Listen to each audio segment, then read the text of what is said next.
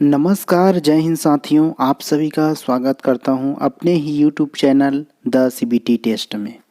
आज के इस वीडियो में हम डिस्कस करने वाले हैं एसएससी सीजीएल प्रीवियस ईयर, जो कि प्री एवं मेंस में पूछे गए थे। ये जनरल अवेयरनेस जो है एग्ज़ाम की दृष्टिकोण से बहुत ही मोस्ट इम्पॉर्टेंट है। इसमें टोटल हम 30 प्रश्न डिस्कस करने वाले हैं। ये पार्ट 1 है। पार्ट वाइज हम डिस्कस करते चलेंगे। चलिए स्टार्ट करते हैं आज की सेशन।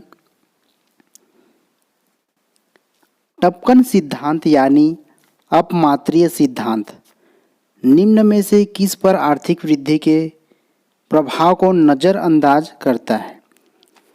एक बार और रिपीट कर देता हूँ। टपकन सिद्धांत निम्न में से किस पर आर्थिक वृद्धि के प्रभाव को नज़रअंदाज करता है? ऑप्शन देख लेते हैं। निवेश, बचत या आय वितरण या उपयोग। तो इसका सही उत्तर हो जाएगा आय वितरण। याद रखिएगा, आय वितरण। चलिए अगले क्वेश्चन की ओर बढ़ते हैं। भारत के नियंत्रक महालेखा परीक्षक निम्नलिखित में से किसकी प्राप्तियों और व्यय की लेखा परीक्षा नहीं करते? ऑप्शन है केंद्र सरकार, स्थानीय निकाय, राज्य सरकार या सरकारी कंपनियां। तो इसका सही जवाब हो जाएगा ऑप्शन 2, स्थानीय निकाय। स्थानीय निकाय। अगला क्वेश्चन है, काकोरी षड्यंत्र मामला किस वर्ष में हुआ? 1925, 1924, 1926 या 1927? तो काकोरी षड्यंत्र मामला जो है 1925 में हुई थी। याद रखिएगा, 1925 में काकोरी षड्यंत्र मामला जो है हुई थी। चलिए अगला क्वेश्चन, ताजमहल को संगमरमर में स्वप्न कहा जाता है। ताजमहल को संगमरमर में स्वप्न कहा जाता है। किस स्मारक को पत्थर में स्वप्न कहा जाता है? रंगमहल, पंचमहल या लाल किला या बहाई मंदिर? तो किस स्मारक को पत्थर में स्वप्न कहा जाता है? वो है पंचमहल को पत्थर में स्वप्न कहा जाता है। पंचमहल, याद रखिएगा। चलिए अगला क्वेश्चन की ओर। भारत में लिंग अनुपात की गणना कैसे की जाती है? भारत में लिंग अनुपात की गणना कैसे की जाती है? ऑप्शन देख लेते हैं। एक में है प्रति 1000 स्त्रियों में पुरुषों की संख्या, 2 प्रति 1000 पुरुषों में स्त्रियों की संख्या, और 3 में है प्रति 100 स्त्रियों पर पुरुषों की संख्या, और 4 में है प्रति 100 पुरुषों पर स्त्रियों की संख्या। तो भारत में लिंग अनुपात की गणना जो है प्रति 1000 पुरुषों पर स्त्रियों की संख्या से की जाती है। प्रति 1000 पुरुषों पर स्त्रियों की संख्या पर गणना की जाती है। चलिए अगला क्वेश्चन, सहचर कोशिकाएं निम्न में से सिर्फ किसमें हैं? सहचर कोशिकाएं निम्नलिखित में से सिर्फ किसमें हैं? ब्रायोफाइट, टेरिडोफाइट्स, एंजियोस्पर्म या आवृत बीजी, जिम्नोस्पर्म या अनावृत बीजी? तो सहचर कोशिका सिर्फ किसमें पाई जाती है? एंजियोस्पर्म यानी आवृत बीजी। एंजियोस्पर्म यानी आवृत बीजी में। चलिए अगला क्वेश्चन, निम्न में से क्या विद्युत रोधी है? निम्न में से क्या विद्युत रोधी है? तांबा, लकड़ी, पारद या एल्यूमिनियम? तो विद्युत रोधी कौन सा हो जाएगा? लकड़ी जो है विद्युत रोधी। याद रखिएगा, लकड़ी जो है विद्युत रोधी है। क्वेश्चन 8 नंबर पर है, किस कारण से वायु के बुलबुले तरल पदार्थ में उड़ते हैं? किस कारण से वायु के बुलबुले जो है तरल पदार्थ में उड़ते हैं?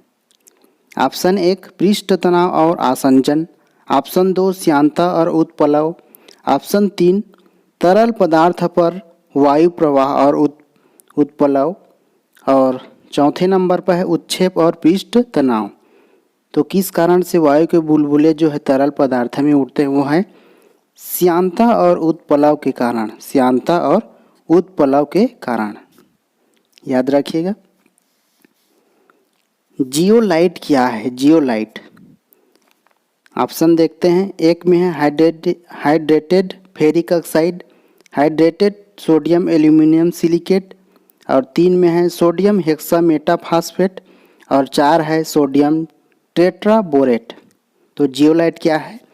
Hydrated sodium aluminium silicate, hydrated sodium aluminium silicate है। चलिए अगला क्वेश्चन जो है देख लेते हैं। किस कारण से तरल पदार्थों के क्वथनांक यानी बॉइलिंग पॉइंट में भिन्नता होती है? किस कारण से तरल पदार्थों के क्वथनांक में भिन्नता होती है? ऑप्शन 1 दाब में भिन्नता, 2 तापमान में भिन्नता, और 3 आयतन में भिन्नता, 4 घनत्व में भिन्नता। तो तरल पदार्थों के क्वथनांक जो है किसमें भिन्नता होती है? दाब में भिन्नता के कारण, दाब में भिन्नता के कारण होती है। चलिए अगला क्वेश्चन। विश्व में प्रदूषण का सबसे बड़ा स्रोत कौन सा है? विश्व में प्रदूषण का सबसे बड़ा स्रोत कौन सा है? शाकनाशी और कीटनाशी, ऑटोमोबाइल से निकलने वाला धुआं, कूड़ा और कचरा, और औद्योगिक बहिस्त्राव। तो विश्व में प्रदूषण का सबसे बड़ा स्रोत कौन सा है? वो है कूड़ा और कचरा। कूड़ा और कचरा, कूड़ा और कचरा जो है विश्व में प्रदूषण का सबसे बड़ा स्रोत है। निम्नलिखित राज्यों में से सर्वोच्च साक्षरता दर किस राज्य में है? सर्वोच्च साक्षरता दर किस राज्य में है? उड़ीसा, पंजाब, महाराष्ट्र या मिजोरम? तो कौन सा राज्य में जो है सर्वोच्च साक्षरता राज्य है? कौन सा है? मिजोरम है। वो है, याद रखना, मिजोरम। लोकसभा की बैठक आयोजित करने के लिए न्यूनतम कितनी संख्या में सदस्य उपस्थित होने चाहिए? कुल सदस्यता का 1/4 या कुल सदस्यता का 10वां चौथाई या लोकसभा की 50% संख्या या न्यूनतम 100 सदस्य? तो इसका सही जवाब हो जाएगा कुल सदस्य का 10वां भाग। कुल सदस्य का 10वां भाग। भारत में जनसंख्या वृद्धि की विशेषता क्या है? जनसंख्या वृद्धि की विशेषता क्या है? देख लेते हैं। ऑप्शन वेरी मोस्ट इम्पॉर्टेंट है, याद रखिएगा। मृत्यु दर में वृद्धि, महिलाओं के अनुपात में वृद्धि, जन्म दर में वृद्धि किंतु मृत्यु दर में कमी, और 4 नंबर पर है वृद्धि व्यक्तियों की बढ़ती जनसंख्या। तो जनसंख्या वृद्धि की क्या विशेषता है भारत में? जनसंख्या वृद्धि की वो है जन्म दर में वृद्धि किंतु मृत्यु दर में कमी। जन्म दर में वृद्धि किंतु मृत्यु दर में कमी। चलिए आगे बढ़ते हैं। आप ऐसा कर प्रणाली को क्या कहेंगे जिसमें निर्धन वर्ग पर धनी वर्ग की अपेक्षा अधिक कर लगाया जाता है? धनी वर्ग की अपेक्षा जो है निर्धन पर अधिक लगाया जाता है। प्रगामी कर, अनुपातिक कर, पश्चगामी कर या अक्रमिक कर? एक बार और रिपीट कर देता हूँ प्रश्न को। आप ऐसी कर प्रणाली को क्या कहेंगे जिसमें निर्धन वर्ग पर धनी वर्ग की अपेक्षा अधिक कर लगाया जाता है? उसे हम पश्चगामी कर कहते हैं। याद रखिएगा, पश्चगामी कर कहते हैं। किसी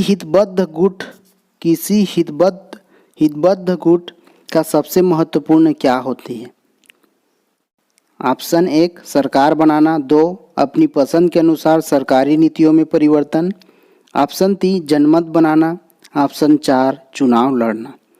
तो किसी हितबद्ध गुट का सबसे महत्वपूर्ण कार्य जो है अपनी पसंद के अनुसार सरकारी नीतियों पर परिवर्तन, अपनी पसंद के अनुसार सरकारी नीतियों में परिवर्तन। हितबद्ध गुट का सबसे महत्वपूर्ण कार्य यही है। निम्नलिखित में से कौन सा युग्म सही नहीं है? शिवाजी अफजल खां, नूरजहां मोहम्मद खां, अकबर राणा प्रताप और बाबर बैरम खां। तो सही युग्म कौन सा नहीं है? ये है बाबर और बैरम खां। निम्नलिखित में से किस रेगिस्तान में अत्यधिक मात्रा में स्वर्ण भंडार पाया जाता है? निम्नलिखित में से किस रेगिस्तान में अत्यधिक मात्रा में स्वर्ण भंडार पाया जाता है? अरब या थार या मंगोलिया या आटाकामा? तो कौन से रेगिस्तान में सबसे सर्वाधिक जो है स्वर्ण भंडार पाया जाता है? वो है आटाकामा। याद रखिएगा, आटाकामा। अश्रु ग्रंथि कहाँ स्थित होती है? हथेलियों में या पुख गुहिका में या नेत्र गुहा में या पेट में? तो अश्रु ग्रंथि जो है नेत्र गुहा में होती, नेत्र गुहा में। याद रखिएगा, नेत्र गुहा में। किण्वन के पश्चात सबसे व्यापक रूप में मोलासे का प्रयोग निम्नलिखित में से क्या तैयार करने के लिए किया जाता है? किण्वन के पश्चात सबसे व्यापक रूप में मोलासे का प्रयोग निम्नलिखित में से क्या तैयार करने के लिए किया जाता है? मेथेनॉल, चीनी, एथेनॉल या गन्ना? तो मोलासे का प्रयोग जो है एथेनॉल तैयार करने के लिए किया जाता है, एथेनॉल। चलिए अगले क्वेश्चन की ओर। अम्ल वर्षा निम्नलिखित में से किसके द्वारा हुए प्रदूषण से होती है? अम्ल वर्षा निम्न में से किसके द्वारा हुए प्रदूषण से होती है? एक में है नाइट्रोजन और सल्फर के ऑक्साइड से, नाइट्रोजन और फास्फोरस के ऑक्साइड से, 3 कार्बन और नाइट्रोजन के ऑक्साइड से, 4 नाइट्रोजन और मीथेन के ऑक्साइड से। तो अम्ल वर्षा जो है नाइट्रोजन और सल्फर के ऑक्साइड से के प्रदूषण के द्वारा होती है अम्ल वर्षा जो है।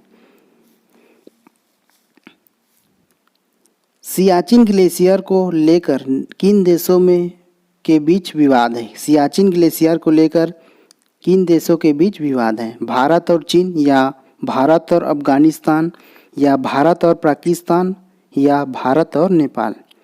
तो सियाचिन ग्लेशियर का किन देशों के बीच विवाद है? भारत और पाकिस्तान देशों के बीच विवाद है। भारत और पाकिस्तान दोनों देशों के बीच में सियाचिन ग्लेशियर विवाद है।